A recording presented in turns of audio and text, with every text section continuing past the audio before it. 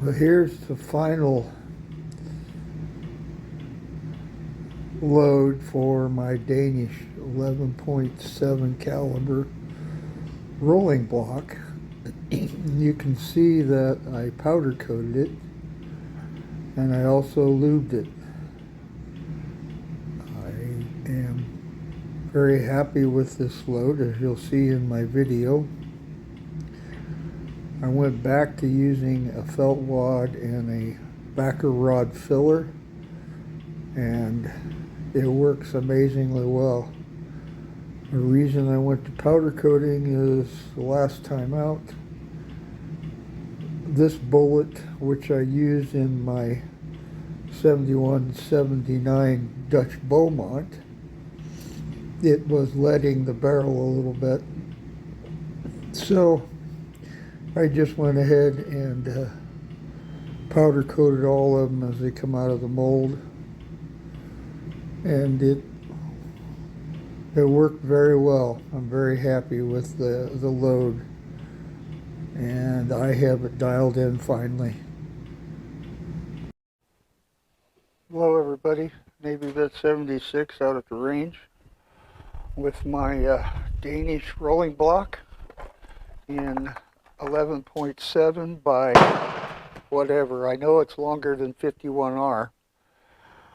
And if you remember last week, I tried shooting it with no filler in it using IMR 4198 at 29 grains on failures and squibs. So today I'm back out here and I put backer rod and a felt rod in there for filler. And I'm using 4570 cases and a CCI printer, and again the overall length is 2 inches, 790 thousandths. One thing I did do different though was I powder coated the bullets, and I also lubed them, which is probably redundant, but I did it because last week when I was out here, not necessarily this one, but my Dutch Beaumont was leading a little bit, and so since all these bullets drop out of the same mold, I went ahead and powder coated all of them. So as per usual with my channel, my camera died on me when I started this video earlier because I left the battery in the camera, and evidently it drains the battery, and so I started over. There's 2 rounds down range, and what I'm going to show you today is I have this thing dialed in. The little cheek riser is perfect because the comb of this stock is too low for me, and it's not comfortable to use. I also have a recoil pad underneath here, and it's just perfect alignment for me. And I got a good weld, cheek weld up here on this rest. I also, the windage was adjusted from the time before, and it's still right on. I also discovered with this firearm, it's got a deep groove rear sight, and it's kind of like the Carcano. If I take the front sight and I put it down in the bottom of the groove of the rear sight, obviously at lower elevation and at 50 yards with this at the lowest setting, it's perfect. I know right where to aim. So that being said, I got 2 shots down there already, and I just wanted to show you the progress I've made. I had my Dutch Beaumont out again today, the 71-79, and I really haven't made much headway with that, even though I used the same type of bullet and also lubed. It's still not dialed in, and I'm not going to waste my time putting that on camera again. You're probably getting tired of the same old firearms out at the range. But so there's 2 targets up there. I'm shooting the first one, the top one. The bottom one was when I was shooting the Beaumont. I'll show it to you just because, see, I really don't have any grouping down there with the Beaumont. So anyway, this is now set up. For me, it's very comfortable now, and I'm very pleased with the results I'm getting.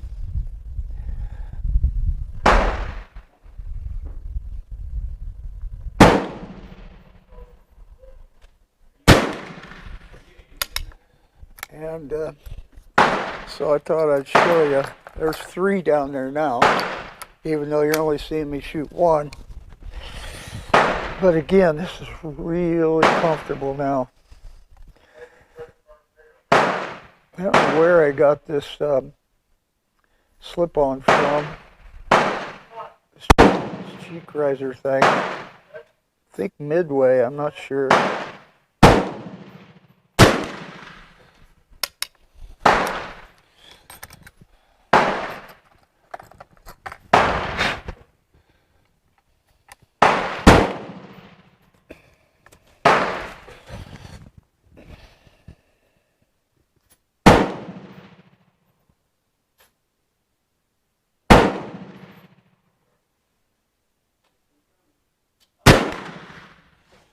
Beautiful gun though. Stunningly beautiful gun as far as I'm concerned. Oh, this is not a Remington rolling block. This is a Danish rolling block. It doesn't have any Remington marks on here anywhere. So this was probably made under license to Denmark.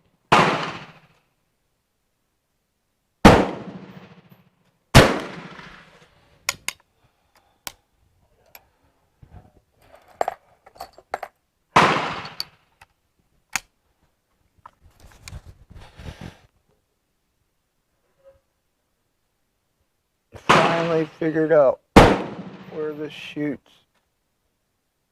The powder coating seems to work really well.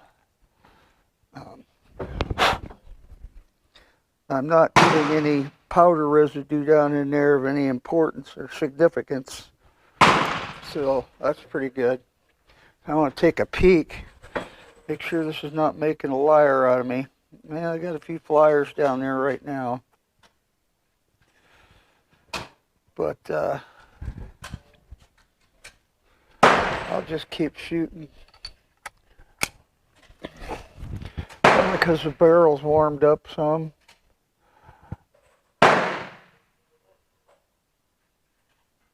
Okay.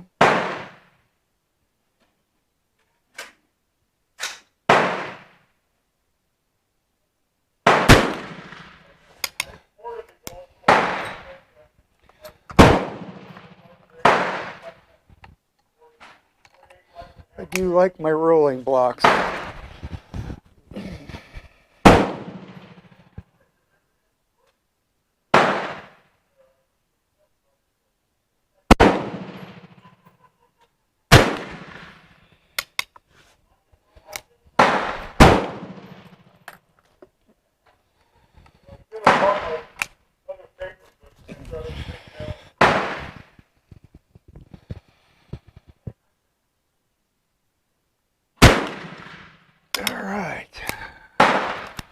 Take another peek. Oh yeah. Yeah. I'm trying to obliterate that bullseye.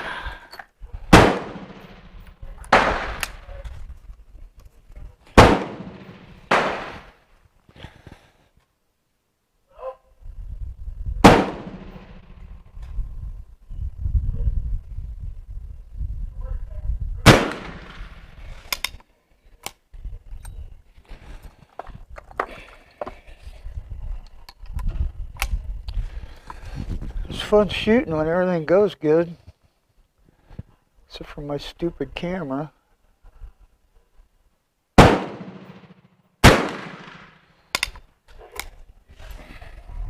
1 minute to a ceasefire. 1 minute to a ceasefire. 1 minute fire.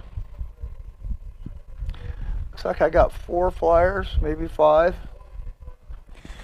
But I'm going to pause the camera and I'll take you down range. Okay. So I'm going to go down range.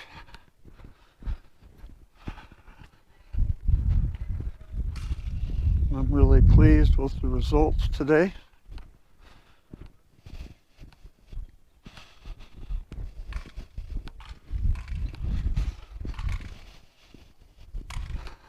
Looks like I got that load right where it needs to be. there you can see it's a good grouping right there. That's 50 yards, and then you got 3 flyers. You can count these as flyers. My aim point's right here, and that's a really, really good groove. Here's my Dutch Beaumont, the 71, 79, and I couldn't get it to stay in one particular place at any given moment. The roost sight wants to move around. It just wasn't really very good. At least it shoots, right? Got a nice group down there. But yeah, I'm not really happy with the 71, 79 Beaumont. But that really is nice. So yeah, let's go walk back up. Beautiful May 25th. Not a rain cloud in the sky, even though this weekend it's supposed to rain. So a lot of people out here today. I'm kind of surprised. So,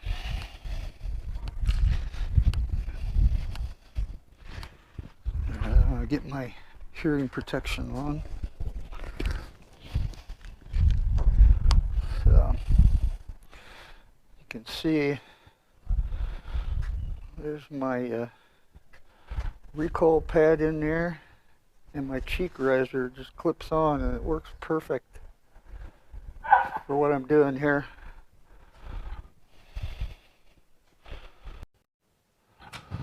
So this just gives you an idea of what I go through when I'm doing load development, and you can see the progression when I first got this rifle to when I first started on this rifle to today.